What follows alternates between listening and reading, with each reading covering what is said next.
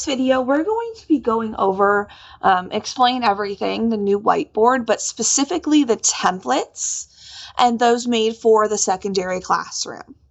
So to start, let's review how we just open Explain Everything. So I have it open, but you will click your flame button, applications, and that first app is Explain Everything. Remember, this is your new whiteboard.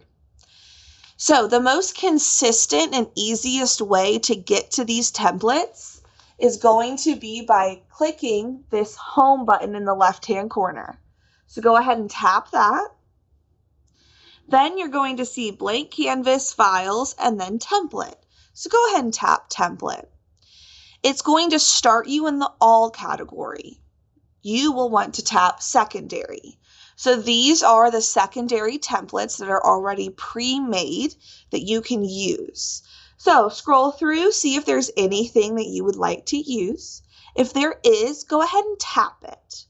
Give it a minute to load, especially if it's multiple pages. And once it has loaded, this is 3 pages, as you can tell at the bottom here.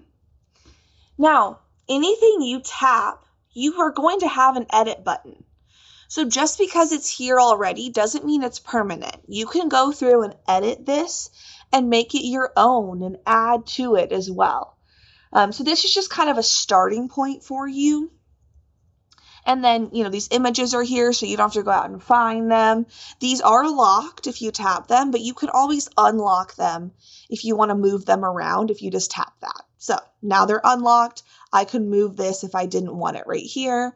And then when I get it where I need it, I might want to lock it again.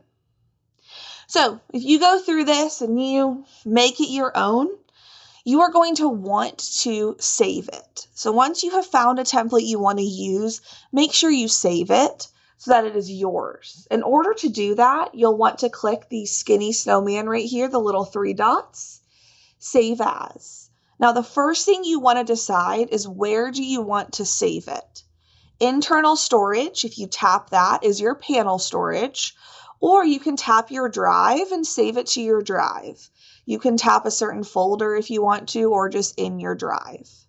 Once you've chosen where you would like to save it, you can also come down here and name it as well. Just make sure it has that .explain file type. So then once you have saved it, you can always reopen it whenever you need it, and especially if you want to continue editing it or just use it with your class, you can.